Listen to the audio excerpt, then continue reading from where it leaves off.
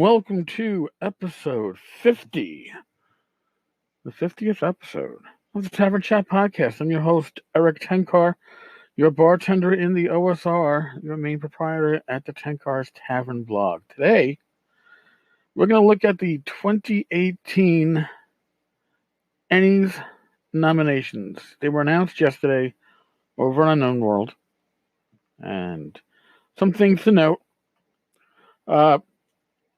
They're actually rotating their judges these days. And something that I wrote about is that the judges were often the same ones year after year. And yes, the community voted for them, or at least the World community voted for them. But when you vote the same judge in 4 or 5 years straight,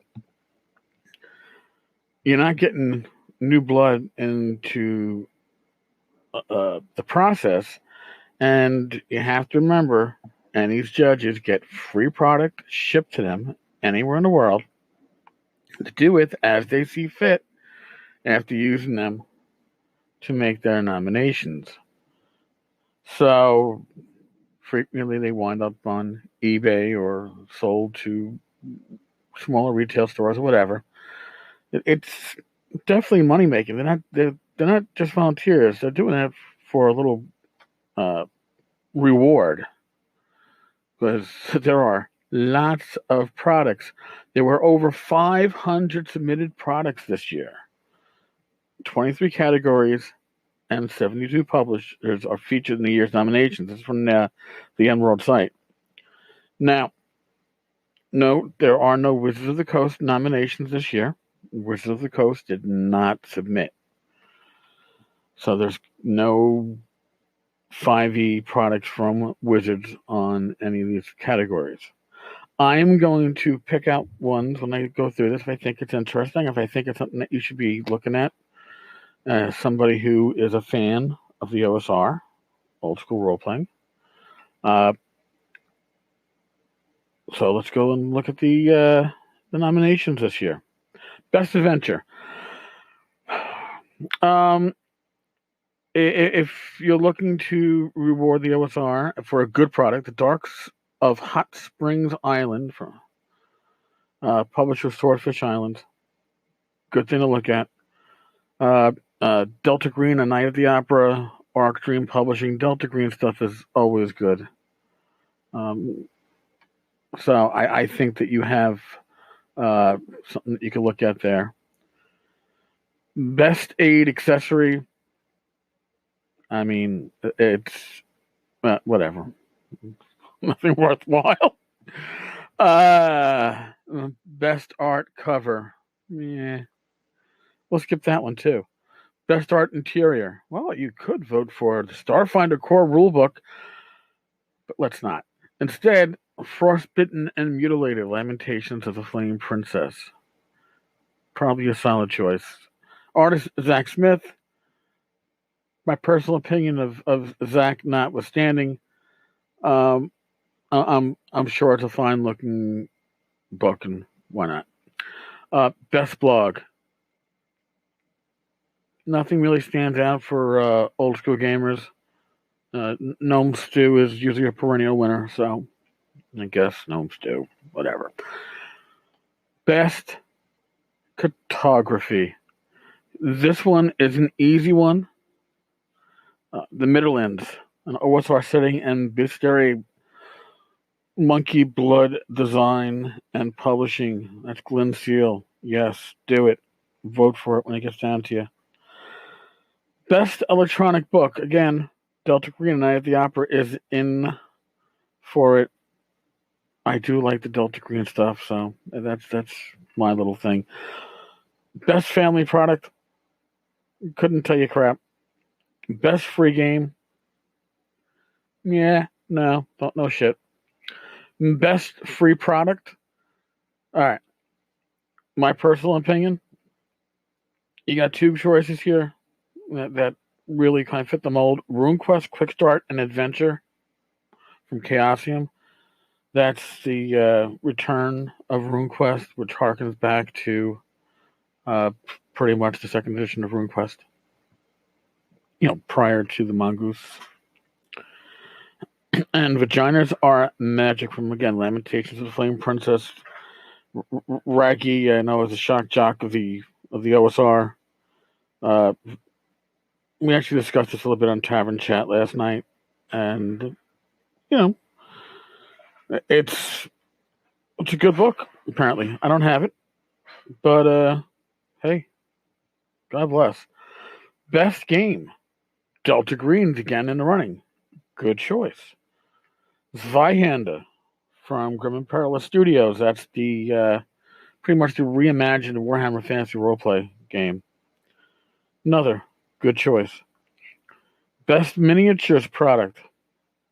Yeah, no. Best monster adversary. Yeah, well, I guess Frostbitten and Mutilated.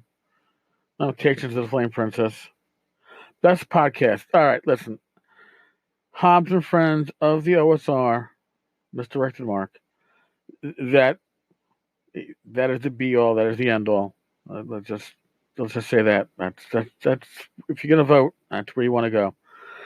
Best organized play. Now, best organized play it's a new category. I think it's a bit of a weird category because, yes, Wizards of the Coast didn't enter anything, but this category is all D&D Adventurers League. So they didn't, but they have a whole category just for 5e stuff that is under the D&D organized play label. So, I don't know. Best production values, again. I'm going to throw my hat in there for Delta Green. Best RPG-related product. Yeah, I'm not going to say much on that one. Best rules. There you go. Delta Green. Delta Green should run away with a lot of things if I was the only one voting. Also, Star Trek Adventures Core Rulebook. Pretty cool. Best setting. Frostbitten and Mutilated. Again, Lamentations of the Flame Princess. And I'm surprised the Midlands didn't make it into this. It should have. But, oh well. Best supplement. Yeah, no. Best website. Couldn't care less. Sorry, did I say that? Best writing. Delta Green, The Way It Went Down. Frostbitten and Mutilated. Lamentations. So you got two decent choices there. Product of the year. Now, I'm going to throw this out there, but seeing Starfinder Core Rulebook on that list kind of makes me go, why? But Delta Green, Zweihander, and The Dark of Hot Springs Island are all very good, decent choices to be looking at. Judge's Spotlight. One of the spotlights from Sean McCoy, Operation Unfathomable. So, yeah, I've kind of made my picks. Now, I am going to also throw something else out there. While the nominations are made by the judges, and remember, the judges are looking at over 500 submitted products. So that's like a room of storage you need just for what you're getting to look at. So a lot of the stuff, I'm sure, wasn't looked at deeply. There's no time to do so.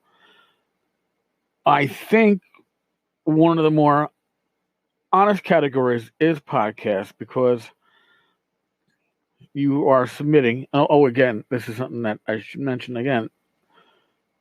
You submit your product, you submit your podcast, you submit your blog, which whatever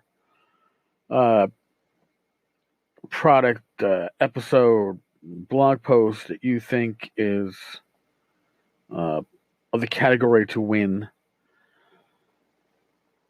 I believe that the nominations that make it to the end are stronger in the categories where free product isn't being issued. Okay, so when it comes to the blogs, when it comes to the websites, when it comes to the podcasts that are nominated, I truly believe that these, 5 or 6 or 7, five nominations that make it to the end, that these are the ones that are definitely judged solely on their merits, and not necessarily, wow, I got this cool shit and this book is awesome and it's worth so much and I really need to reward somebody for the cool shit I got. I'm not saying that's how it happens, but there's a perception to that. Now that the nominations are made, see who gets the gold and who gets the silver. It's a popularity contest. This is where the ENnies turns into the Major League Baseball All-Star Game. Don't know if you remember how it used to be. Well, now you just vote on the internet. It used to be just you had your Scantronic cards and you submitted as many as you wanted to, stuff the ballot boxes. And there's ballot box stuffing going on in this too.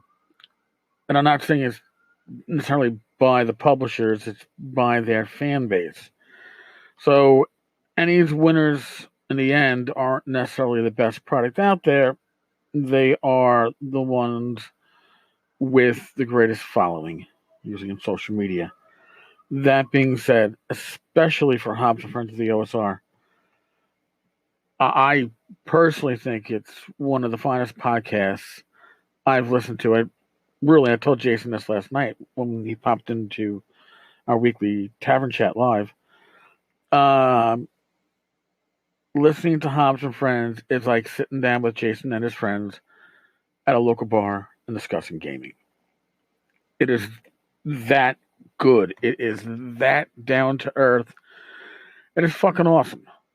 And I would really like to see Jason come away with something because he deserves it.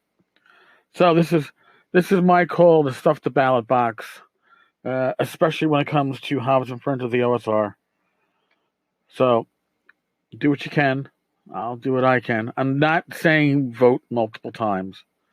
That would be morally and ethically wrong. But I am saying get all your family members, get all your friends, get your dead cat. Okay, not really. Don't get your dead cat. Get your live cat. My Ashley sitting right in front of me at my desk. Get her to vote, and get her to vote for Hobbs and Friends and the Midlands and a few others. You might look at and go, there might be something that you're looking at that I didn't mention, and you're saying, well, no, that to me, that I have that. That's great. Vote, and obviously vote for it. But there is no other vote for best podcast than Hobbs and Friends. So there we go. That's my little suggestions for the ENnies. Again, not being nominated is in a lot of ways more important than actually winning. I mean, it's not that way for the public in a whole, or at a whole, in the whole, whatever. But if you know the process, you know it's more important to be nominated than to actually win, because again, the popularity contest is what comes in the end. So I expect that James Raggie's Lamentations of the Flame Princess releases probably doesn't need too much help to win their categories, or to get, at least a silver. James has a huge following. Zweihander is, I don't know, platinum on RPG Now. Probably doesn't need much help. Podcasts, though, are a niche within a niche of gaming. And, I don't think it might not take a lot of votes to swing the votes on that one. So, in any case, that's my 2 cents on the topic. Thank you for listening.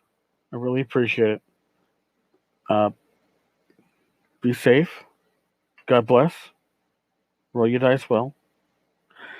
And I will talk with you tomorrow. All right.